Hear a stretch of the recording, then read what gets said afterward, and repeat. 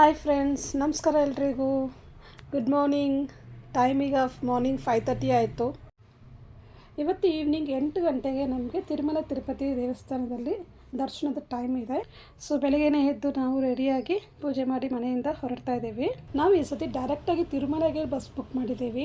ಅದು ಇಲ್ಲಿ ಮೆಜೆಸ್ಟಿಕ್ಕಿಂದ ಮಾರ್ನಿಂಗ್ 7:15ಗೆ ಒಂದು ಬಸ್ ಇದೆ. ಅದು ಡೈರೆಕ್ಟ್ ತಿರುಮಲೆಗೆ ಕರ್ಕೊಂಡೋಗ್ಬಿಡುತ್ತೆ. ಯಾಕಂದರೆ ನಾವೀಗ ತಿರುಪತಿಯಲ್ಲಿ ಮತ್ತೆ ಇಳಿದು ಬೇರೆ ಬಸ್ ಹತ್ಕೊಂಡು ತಿರುಮಲೆಗೆ ಹೋಗಬೇಕಂತಿಲ್ಲ.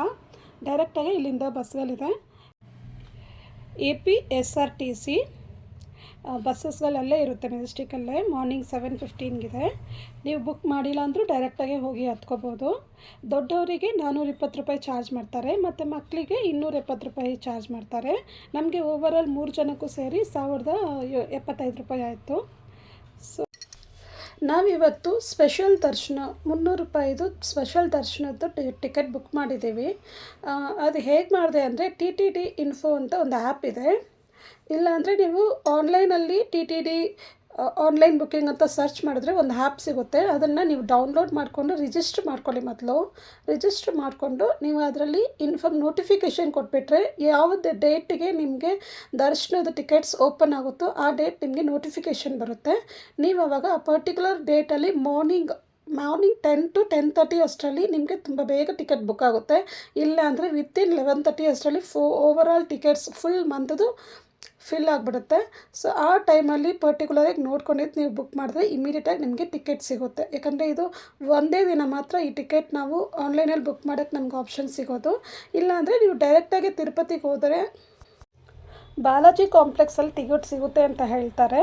ಅದ್ರ ಬಗ್ಗೆ ನನಗೆ ಐಡಿಯಾ ಇಲ್ಲ, ಯಾಕಂದ್ರೆ ನಾನು ಯಾವತ್ತೂ ಅಲ್ಲಿ ಹೋಗಿ ತೊಗೊಂಡಿಲ್ಲ. ನನಗೆ ಇವತ್ತು ಹೋಗಿದ್ದು ಬಸ್ಸಲ್ಲಿ ಕಂಡಕ್ಟರ್ ಹೇಳಿದ್ದು ಅಲ್ಲಿ ಟಿಕೆಟ್ ಸಿಗುತ್ತೆ ಅಂತ. ಮತ್ತು ಯಾರೆಲ್ಲ ಬೆಟ್ಟ ಹತ್ಕೊಂಡು ಹೋಗ್ತಾರಲ್ಲ, ಬೆಟ್ಟ ಹತ್ತುವಾಗ ದಾರಿಯಲ್ಲಿ ಒಂದು ಕಡೆ ಕೌಂಟರ್ ಇರುತ್ತೆ, ಅಲ್ಲಿ ಟಿಕೆಟ್ ಸಿಗುತ್ತೆ. ಅದು ಸ್ಪೆಷಲ್ ದರ್ಶನ ಟೈಮಿಂಗ್ಸ್ ಕೊಟ್ಬಿಡ್ತಾರೆ. ನಾವು ಆ ಟೈಮಿಂಗ್ ದರ್ಶನಕ್ಕೆ ಹೋದರೆ ಒಳಗಡೆ ಎಂಟ್ರಿ ಕೊಡ್ತಾರೆ. ನೀವು ಆ ರೀತಿಯೂ ಯುಟಿಲೈಸ್ ಮಾಡ್ಕೋಬಹುದು. ದಾರಿನಲ್ಲಿ ಈ ವ್ಯೂನ ಮಾತ್ರ ನೋಡೋಕ್ಕೆ ಮಿಸ್ ಮಾಡಲೇಬೇಡಿ. ಟ್ರೈನಲ್ಲಿ ಹೋಗ್ಬೇಕಾದ್ರೆ ಟ್ರೈನ್ ಟಿಕೆಟ್ ಸೆಕೆಂಡ್ ಕ್ಲಾಸ್ಗೆ 145 ರೂಪಾಯಿ ಮತ್ತು ಸ್ಲೀಪರ್ಗೆ 260 ರೂಪಾಯಿವರೆಗೂ ಚಾರ್ಜ್ ಮಾಡ್ತಾರೆ. ಬ್ಯಾಂಗ್ಳೂರು ಸಿಟಿ ರೈಲ್ವೆ ಸ್ಟೇಷನಲ್ಲಿ ಕೆಲವು ಟ್ರೈನ್ಸ್ ಮಾತ್ರ ಸ್ಟಾಪ್ ಆಗುತ್ತೆ. ಮಾರ್ನಿಂಗ್ 7:30ಗೆ ತಿರುಪತಿ ಎಕ್ಸ್ಪ್ರೆಸ್ ಇದೆ ವಿಶ್ವೇಶ್ವರಯ್ಯ ರೈಲ್ವೆ ಸ್ಟೇಷನಿಂದ. ಬೇಕಾದರೆ IRTC ಆ್ಯಪಲ್ಲಿ ಚೆಕ್ ಮಾಡಿಕೊಂಡು ಟ್ರೈನ್ ಟಿಕೆಟ್ ಬುಕ್ ಮಾಡ್ಕೋಬೋದು. ತಿರುಪತಿ ರೈಲ್ವೆ ಸ್ಟೇಷನ್ ಪಕ್ಕದಲ್ಲೇ ಬಸ್ ಸ್ಟಾಪ್ ಸಿಗುತ್ತೆ ನಮಗೆ. ಅಲ್ಲಿಂದ ನಾವು ಬಸ್ ಹತ್ಕೊಂಡು ಮೇಲ್ಗಡೆ ತಿರುಮಲೆಗೆ ಹೋಗ್ಬೋದು. ಧರ್ಮದರ್ಶನ್ ಅಥವಾ ಫ್ರೀ ದರ್ಶನ್ ಅಂತ ಯಾರೆಲ್ಲ ಹೋಗ್ತೀವಲ್ಲ, ಫಸ್ಟ್ ಟೈಮ್ ಹೋಗೋರು ದಯವಿಟ್ಟು ಯಾರು ಹೆಚ್ಚಾಗಿ ಲಗೇಜಸ್ ತೊಗೊಂಡು ಹೋಗಬೇಡಿ. ಯಾಕಂದರೆ ಲಗೇಜ್ ನಾವು ರೂಮ್ ಇಲ್ಲದೆ ಹೋಗಿರ್ತೀವ, ಲಗೇಜ್ ಹೊತ್ಕೊಂಡು ಎಲ್ಲ ಕಡೆಯೂ ಸುತ್ತಾಡೋಕ್ಕೆ ತುಂಬ ಸುತ್ತಿಸ್ಬಿಡ್ತಾರೆ. ಅಲ್ಲಿ ರೂಮು ಆನ್ ಟೈಮ್ ಸಿಗಲ್ಲ. ಯಾಕಂದ್ರೆ ನಾವು ರೂಮ್ ಬೇಕು ಅಂದರೆ ಒಂದು ಮಿನಿಮಮ್ ಒಂದು ಹಾಫ್ ಡೇ ಅಲ್ಲಿ ಸ್ಪೆಂಡ್ ಮಾಡಬೇಕಾಗುತ್ತೆ ಅಲ್ಲಿ ರೂಮ್ ಸಿಗೋಕ್ಕೆ. TTD ಅಕಾಮಿಡೇಷನ್ಗೆ ದರ್ಶನದ ಟಿಕೆಟ್ ಕೇಳುತ್ತೆ. ಹಾಗಾಗಿ ಯಾರೆಲ್ಲ TTDಯಲ್ಲಿ ಆನ್ಲೈನ್ ಬುಕ್ಕಿಂಗ್ ಮಾಡಿಲ್ವೋ ಅವರು ಧರ್ಮದರ್ಶನಕ್ಕೆ ಹೋಗೋರು ಬೇರೆ ಕಡೆ ರೂಮ್ ಮಾಡ್ಕೊಳ್ಳೋದು ಬೆಸ್ಟು. ತುಂಬ ಹೋಟೆಲ್ಸ್ ಇದೆ, ಆದರೆ ತಿರುಪತಿಯಲ್ಲಿ ತುಂಬ ಹೋಟೆಲ್ಸ್ ಸಿಗುತ್ತೆ ನಿಮಗೆ. ತಿರುಮಲದಲ್ಲಿ ಸ್ವಲ್ಪ ಕಡಿಮೆನೇ.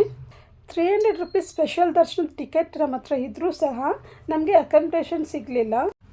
ಹಾಗಾಗಿ ನಾವು ಕರ್ನಾಟಕ ಭವನಲ್ಲಿ ರೂಮ್ ಮಾಡಿದ್ದೀವಿ. ಕರ್ನಾಟಕ ಭವನ್ ಬಂದು ಕರ್ನಾಟಕ ಸರ್ಕಾರದಿಂದನೇ ಕರ್ನಾಟಕ ಟೆಂಪಲ್ ಅಕಾಮಿಡೇಷನ್ ಅಂತ ಒಂದು ಆ್ಯಪ್ ಇದೆ. ನೀವು ಅದಲ್ಲಿ ಹೋಗಿಬಿಟ್ಟು ಸರ್ಚ್ ಮಾಡಿದ್ರೆ ಕರ್ನಾಟಕದಲ್ಲಿ ಸುಮಾರು ಮೇನ್ ಟೆಂಪಲ್ಸ್ಗಳದ್ದು ಲೈಕ್ ಹಂಪಿ, ಧರ್ಮಸ್ಥಳ, ಕುಕ್ಕೆ ಸುಬ್ರಹ್ಮಣ್ಯ, ಈ ಥರ ಮೇನ್ ಟೆಂಪಲ್ಗಳದಲ್ಲೆಲ್ಲ ಎಲ್ಲೆಲ್ಲ ರೂಮ್ ಇದೆಯೋ ಅದು ರೂಮ್ದು ಅಕಾಮಿಡೇಷನ್ಸು ನಮಗೆ ಬುಕ್ ಮಾಡ್ಕೋಬೋದು. ಅದೇ ರೀತಿ ತಿರುಮಲದಲ್ಲೂ ನಾವು ರೂಮ್ ಬುಕ್ ಮಾಡ್ಕೊಳ್ಳೋಕ್ಕೆ ಆಪ್ಷನ್ಸ್ ಇದೆ. ನಾನು ಅದರಲ್ಲೇ ಬುಕ್ ಮಾಡಿದ್ದೀನಿ. ನಾನು ರೂಮ್ ಚೆಕ್ಇನ್ ಆದಮೇಲೆ ನನ್ನ ರೂಮ್ ಹೇಗಿದೆ ಅಂತ ನಿಮಗೆ ವಿಡಿಯೋದಲ್ಲಿ ತೋರಿಸ್ತೀನಿ. ತಿರುಮಲದಲ್ಲಿ ವೆಂಕಟೇಶ್ವರ ಸ್ವಾಮಿ ದರ್ಶನ ಆಗಿದ ಕೂಡಲೇ ಅಲ್ಲಿ ಅಕ್ಕಪಕ್ಕ ಸುಮಾರು ದೇವಸ್ಥಾನಗಳಿದೆ. ಅವುಗಳು ಯಾವುವು ಅಂತ ಮತ್ತೆ ಹೇಳ್ತೇನೆ.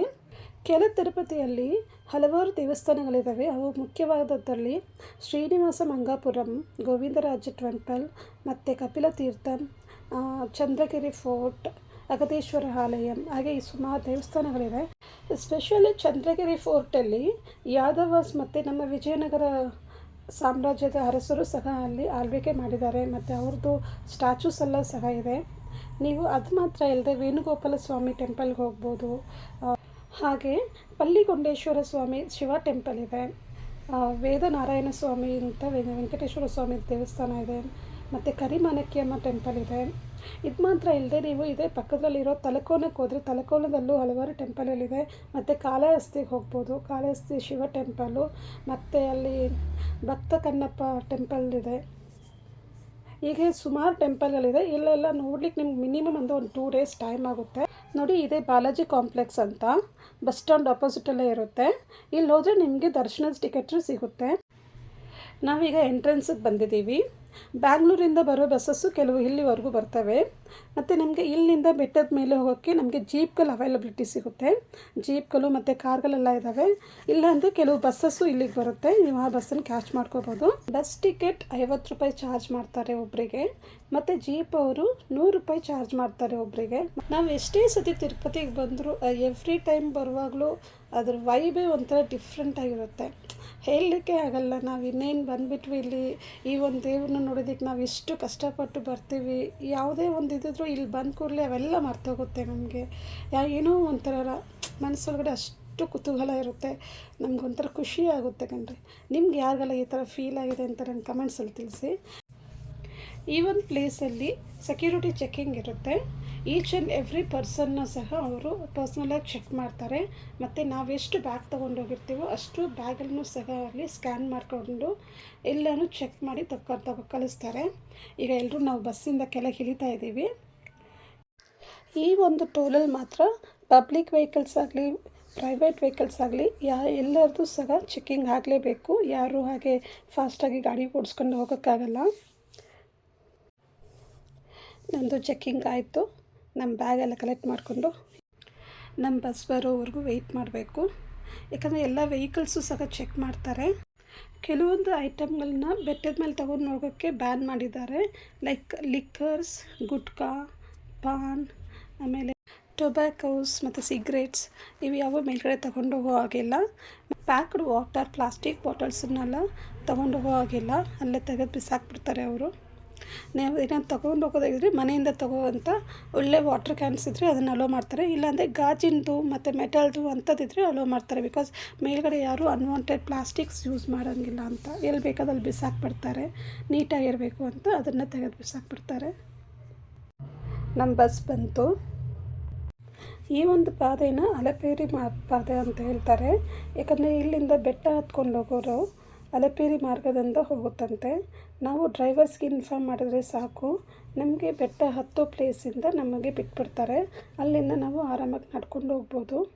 ನಾನು ಸಹ ಒಂದು ಸತಿ ಶ್ರೀವಾರಿ ಮೆಟ್ಲು ಹತ್ತಿದ್ದೀನಿ. ಶ್ರೀವಾರಿ ಮೆಟ್ಲು ಬೇರೆ ಕಡೆ ಬರುತ್ತೆ, ಇದು ಅಲಪೇರಿ ಮೆಟ್ಲು. ಇಲ್ಲಿಂದ ನಾವು ಬೆಟ್ಟ ಹತ್ತೋಕ್ಕೆ ಶುರು ಮಾಡ್ಕೋಬೋದು. ಸೆಕ್ಯೂರಿಟಿ ಚೆಕ್ ಮಾಡಿದ್ವಲ್ಲ, ಅದೇ ಪ್ಲೇಸಲ್ಲೇ ನಮಗೆ ಲಗೇಜ್ ಕೌಂಟರು ಇರುತ್ತೆ. ಅಲ್ಲಿ ನಾವು ತಂದಿರೋ ಲಗೇಜಸ್ ಎಲ್ಲ ಕೊಟ್ಬಿಟ್ರೆ ಸಾಕು. ನಾವು ಬೆಟ್ಟ ಹತ್ಕೊಂಡು ಮೇಲೆ ಹೋಗೋ ಅಷ್ಟರಲ್ಲಿ ನಮ್ಮ ಬ್ಯಾಗೆಲ್ಲ ಅಲ್ಲಿ ತಂದು ಮೇಲ್ಗಡೆ ಅಲ್ಲಿ ಬ್ಯಾಗ್ ಕೌಂಟರ್ಸ್ ಇರುತ್ತೆ, ಎಲ್ಲಿ ಕಲೆಕ್ಟ್ ಮಾಡಬೇಕಂತ ಹೇಳಿರ್ತಾರೆ. ಅಲ್ಲಿ ಹೋದರೆ ನಮ್ಮ ಬ್ಯಾಗೆಲ್ಲ ಅಲ್ಲಿರುತ್ತೆ, ತೊಗೋಬೋದು. ಈ ಒಂದು ಅಲಪೇರಿ ಮಾರ್ಗ 15 ಕಿಲೋಮೀಟರ್ಸ್ ಇರುತ್ತೆ. ಇದನ್ನು ನಾವು 3550 ಮೆಟ್ಲುಗಳಿರ್ತವೆ, ಮತ್ತು ಸ್ವಲ್ಪ ದೂರ ರೋಡ್ಸ್ ಇರ್ತವೆ, ರೋಡಲ್ಲೂ ಹೋಗಬೇಕಾಗುತ್ತೆ, ಮತ್ತು ಸ್ವಲ್ಪ ಮೆಟ್ಲು ಬರುತ್ತೆ. ಹೀಗೆ ಸ್ವಲ್ಪ ನಿಧಾನಕ್ಕೆ ಹೋಗ್ಬೇಕಾಗುತ್ತೆ. ಒಂದು 5-6 ಅವರ್ ಆಗುತ್ತೆ ನಾವು ಅಲಪೇರಿ ಮೆಟ್ಲನ್ನು ಮುಗಿಸೋಕ್ಕೆ. ಮತ್ತು ಶ್ರೀವಾರಿ ಮೆಟ್ಲು ಪೂರ್ತಿ ಮೆಟ್ಲೇ ಇರುತ್ತೆ, ಆದರೆ ಅದರಲ್ಲಿ 2850 ಸ್ಟೆಪ್ಸ್ ಮಾತ್ರ ಇರುತ್ತೆ. ಅದನ್ನು ಸ್ವಲ್ಪ ಈಸಿಯಾಗಿ ಹತ್ತುತ್ತಾರೆ ಎಲ್ಲರೂ. ಅದು ದೊಡ್ಡ ವಯಸ್ಸಾದವ್ರಿಗೆ ಸ್ವಲ್ಪ ಕಷ್ಟ ಆಗ್ಬೋದು, ಯಾಕಂದರೆ ಮಂಡಿ ನೋವಿರೋ ಅಂಥವ್ರಿಗೆಲ್ಲ ಅದು ಸ್ವಲ್ಪ ಹತ್ತೋಕ್ಕಾಗಲ್ಲ, ದೊಡ್ಡ ಸ್ಟೆಪ್ಸ್ ಇರುತ್ತೆ. ಆದರೆ ಚಿಕ್ಕ ಮಕ್ಕಳಿಂದ ದೊಡ್ಡವರವರೆಗೂ ಎಲ್ಲರೂ ಬೆಟ್ಟ ಹತ್ತುತ್ತಾರೆ. ವಯಸ್ಸಾದವರು ಸಹ ಬೆಟ್ಟ ಹತ್ಕೊಂಡು ಹೋಗ್ತಾ ಇರ್ತಾರೆ, ನಾವು ನೋಡ್ಬೋದು. ಎಷ್ಟೊಂದು ಜನ ಹೋಗ್ತಾರಂದರೆ ನಮಗೆ ಗೊತ್ತೇ ಆಗಲ್ಲ, ಇವರೆಲ್ಲ ಬೆಟ್ಟ ಹತ್ಕೊಂಡ್ಬಂದ್ರೆ ಅನ್ನೋ ಅಷ್ಟು ಶಾಕ್ ಆಗೋ ಅಷ್ಟು ಎಲ್ಲರೂ ಬೆಟ್ಟ ಹತ್ತಿ ಬರ್ತಾರೆ. ಚೆನ್ನಾಗಿರುತ್ತೆ ಒಂಥರ ಎಕ್ಸ್ಪೀರಿಯೆನ್ಸು. ನೀವು ಯಾರೆಲ್ಲ ಬೆಟ್ಲು ಹತ್ತಿದ್ದೀರಾ ಅಂತ ನನಗೆ ಒಂದು ಕಮೆಂಟ್ಸಲ್ಲಿ ತಿಳಿಸಿ, ನಿಮ್ಗೆ ಹೇಗಿತ್ತು ಎಕ್ಸ್ಪೀರಿಯೆನ್ಸ್ ಅಂತ. ಈಗ ಗಾಡಿಯಲ್ಲಿ ನಾವು ಟ್ರಾವೆಲ್ ಮಾಡ್ತಾ ಇರ್ತೀವಲ್ಲ, ಬೆಟ್ಟ ಹತ್ತೋ ಹೊತ್ತಿಗೆ ಗಾಡಿನ ಎಲ್ಲಿ ಬೇಕಾದ್ರಲ್ಲಿ ನಿಲ್ಲಿಸೋ ಹಾಗಿಲ್ಲ. ಯಾಕಂದರೆ ಬೆಟ್ಟದ ಮೇಲೆ ಸುಮಾರು ವೈಲ್ಡ್ ಅನಿಮಲ್ಸ್ ಇರ್ತವೆ ಅಂತ ಎಲ್ಲ ಕಡೆಯೂ ಇನ್ಸ್ಟ್ರಕ್ಷನ್ಸ್ ಹಾಕ್ತಾ ಇರ್ತಾರೆ. ಹುಲಿ ಬರ್ತವೆ, ಚಿರತೆ ಬರ್ತವೆ, ಮತ್ತು ಕರಡಿಗಳಿದ್ದಾವೆ, ನರಿಗಳಿದ್ದಾವೆ, ಜಿಂಕೆಗಳು ಬರ್ತವೆ. ಮತ್ತು ಯಾರು ಅನಿಮಲ್ಸ್ಗೆ ಯಾವುದೇ ಫುಡ್ ಕೊಡಬೇಡಿ ಅಂತೆಲ್ಲ ಇನ್ಸ್ಟ್ರಕ್ಷನ್ಸ್ ಎಲ್ಲ ಕಡೆಯೂ ಹಾಕ್ತಾ ಇರ್ತಾರೆ. ವೆಹಿಕಲ್ ಎಂಟ್ರೆನ್ಸಿಗೆ ಟೋಕನ್ ಕೊಟ್ಟಿರ್ತಾರಲ್ಲ, ಅದರಲ್ಲಿ ಟೈಮಿಂಗ್ಸ್ ಮೆನ್ಷನ್ ಮಾಡಿರ್ತಾರಂತೆ 40 ಮಿನಿಟ್ಸ್ ಅಂತ. ಆ 40 ಮಿನಿಟ್ಸ್ ಒಳಗಡೆ ನಾವು ಕೆಳಗಡೆಯಿಂದ ಮೇಲ್ಗಡೆ ಹೋಗಿ ಸೇರಬೇಕಂತೆ ಗಾಡಿಗಳು. ಇಲ್ಲ ಅಂದರೆ ಅವ್ರುಗಳಿಗೆ ಫೈನ್ ಬೀಳುತ್ತಂತೆ. ಒಂದು ಬೇಗ ಹೋದ್ರೂ ಫೈನ್ ಬೀಳುತ್ತೆ, ಲೇಟಾಗಿ ಬಂದರೂ ಫೈನ್ ಬೀಳುತ್ತಂತೆ. ಬೇಗ ಇದ್ದಾರೆ ಅಂದರೆ ಫಾಸ್ಟಾಗಿ ಓಡಿಸ್ಕೊ ಬಂದಿದ್ದಾರೆ ಅಂತ ಫೈನ್ ಹಾಕ್ತಾರಂತೆ. ಲೇಟಾಗಿ ಬಂದರು ಅಂದರೆ ಎಲ್ಲ ನಿಲ್ಲಿಸಿ ಬಂದಿದ್ದಾರೆ ಅಂತ ಫೈನ್ ಹಾಕ್ತಾರಂತೆ. ಸೊ ಹಾಗಾಗಿ ಆ ಕರೆಕ್ಟ್ ಟೈಮ್ಗೆ 1 ಮಿನಿಟ್ ಅಷ್ಟರಲ್ಲೇ ಹೋಗಿ ಸೇರ್ಕೋಬೇಕಂತೆ. ಇಲ್ಲ ಅಂದರೆ ಕ್ಯಾಬ್ ಆ್ಯಂಡ್ ಜೀಪ್ ಡ್ರೈವರ್ಸಿಗೆ 1000 ರೂಪೀಸ್ವರೆಗೂ ಫೈನ್ ಹಾಕ್ತಾರಂತೆ. ಡ್ರೈವ್ ಮಾಡೋರು ತುಂಬ ಸೇಫಾಗಿ ಡ್ರೈವ್ ಮಾಡಬೇಕು, ಬಿಕಾಸ್ ತುಂಬಾ ಕರ್ವ್ಸ್ ಆ್ಯಂಡ್ ಬೆಂಡ್ಸ್ ಇದ್ದಾವೆ. ಬೆಟ್ಟ ಅಂತೂ ನೋಡು ಫುಲ್ ಗ್ರೀನಾಗಿ ತುಂಬ ಚೆನ್ನಾಗಿದೆ ನೋಡಲಿಕ್ಕೆ. ಯಾವ ಕಡೆ ನೋಡಿದ್ರು ಹಸಿರು ಅಂತ ತುಂಬ ಚೆನ್ನಾಗಿದೆ ನೋಡಲಿಕ್ಕೆ. ನೋಡಿ ಯಾವ ಸೂಪರಾಗಿದೆ ಎಲ್ಲ. ಒಳ್ಳೆ ವ್ಯೂ ಮಾತ್ರ ಇಲ್ಲಿಂದ.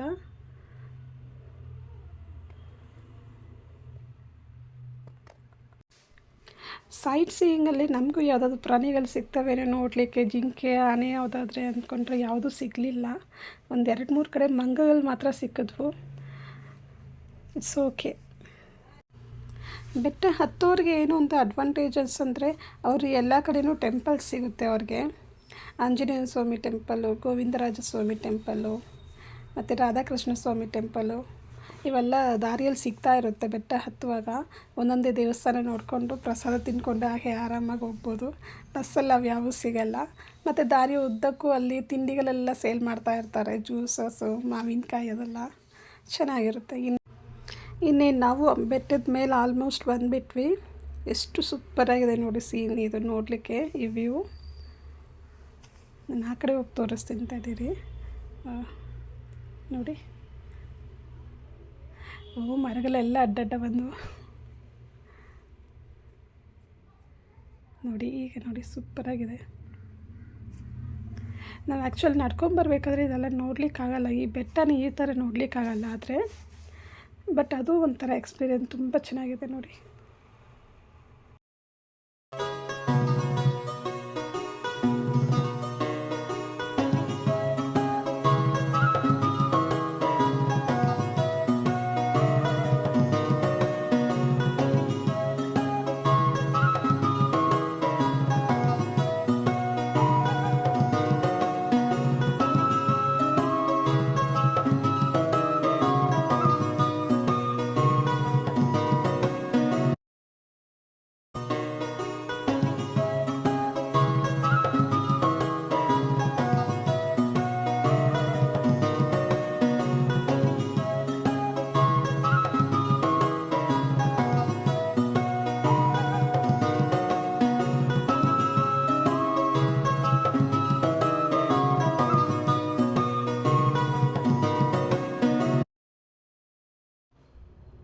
ತುಂಬ ಚೆನ್ನಾಗಿದೆ ಪ್ಲೇಸಸ್ ಎಲ್ಲ ನೋಡಲಿಕ್ಕೆ. ಯಾವುದೋ ಕೋಟೆ ಬಾಗಿಲಿಗೆ ಬಂದಂಗಿದೆ, ಕೋಟೆ ಎಂಟ್ರೆನ್ಸಲ್ಲಿ ಇದ್ದೀವಿ ಅನ್ನೋ ಹಾಗೆ ಫೀಲ್ ಆಗ್ತಿದೆ. ತುಂಬ ಚೆನ್ನಾಗಿದೆ. ಆ್ಯಂಡ್ ಮತ್ತು ಕ್ಲೀನ್ ಮೇಂಟೈನ್ ಮಾಡ್ತಾರೆ ಅಲ್ಲಿ, ಕ್ಲೀನ್ನೆಸ್ನ ನೀಟಾಗಿರುತ್ತೆ, ಕಸ ಏನೂ ಇರಲ್ಲ, ಎಲ್ಲನೂ ನೀಟಾಗಿ ಮೇಂಟೈನ್ ಮಾಡ್ತಾರೆ. ಚೆನ್ನಾಗಿದೆ. ನಾವಿನ್ನೇನು ಬಸ್ ಇಳಿಯೋ ಟೈಮ್ ಆಯಿತು.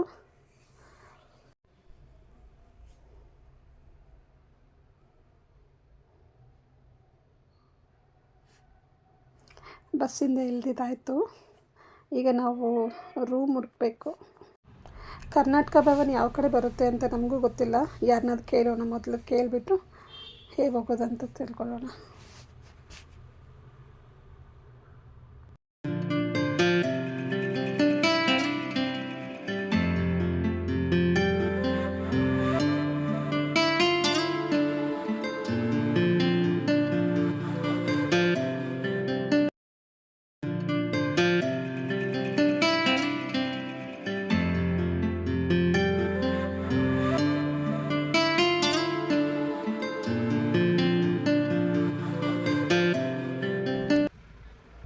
ಕರ್ನಾಟಕ ಭವನ್ ದೇವಸ್ಥಾನದ ಬ್ಯಾಕ್ ಸೈಡ್ ಬರುತ್ತಂತೆ, ಪುಷ್ಕರ್ಣಿ ಹಿಂದ್ಗಡೆ.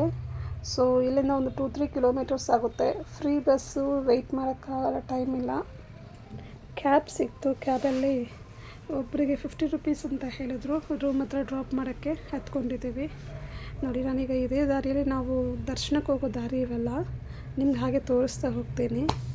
ಇವೆಲ್ಲನೂ ಬ್ಲಾಕ್ಸ್, ಇವೆಲ್ಲ ರೂಮ್ ನಾವೇನು ಬುಕ್ ಮಾಡ್ತೀವಲ್ಲ ಇವೆಲ್ಲ ಕಾಟೇಜಸ್ ಇರುತ್ತವೆ.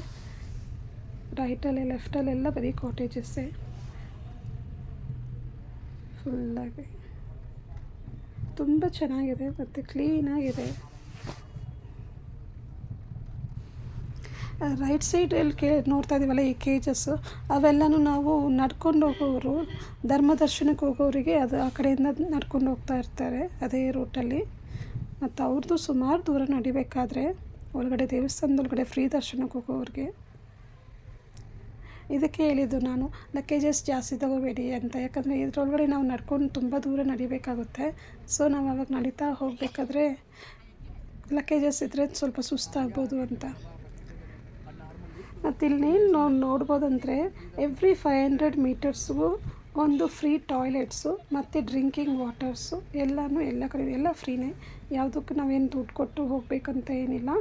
ತುಂಬ ಚೆನ್ನಾಗಿ ಮೇಂಟೈನ್ ಮಾಡಿದ್ದಾರೆ. ಆದರೆ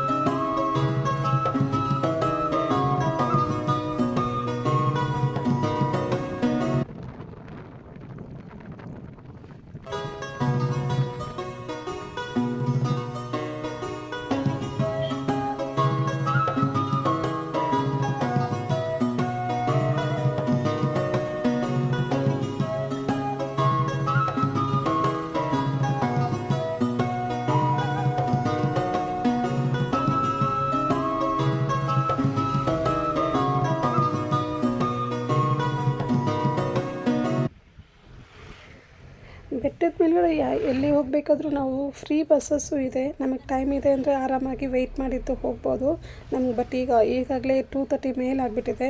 ನಾವಿನ್ನೂ ರೂಮ್ ಚೆಕ್-ಇನ್ ಮಾಡ್ಕೋಬೇಕು, ಮತ್ತು ಮಕ್ಕಳಿಗೆ ಕೂದಲು ತೆಗೆಸ್ಬೇಕು, ಲಂಚ್ ಮಾಡಬೇಕು, ಮತ್ತು ಇನ್ನು ಸ್ನಾನ ಮಾಡ್ಕೊಂಡು ದರ್ಶನಕ್ಕೆ ಹೋಗಬೇಕು. ಟೈಮ್ ತುಂಬ ಕಡಿಮೆ ಇದೆ.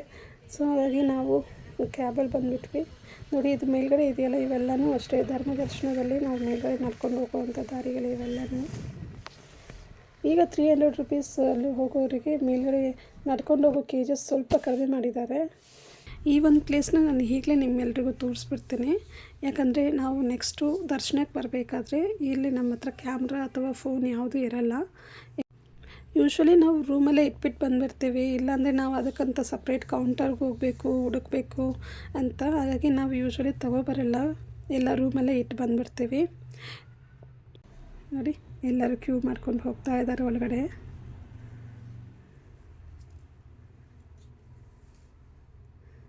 ಎಲ್ಲ ಕಡೆಯೂ ಇನ್ಸ್ಟ್ರಕ್ಷನ್ಸ್ ಇರುತ್ತೆ, ಬೋರ್ಡ್ ಇರುತ್ತೆ.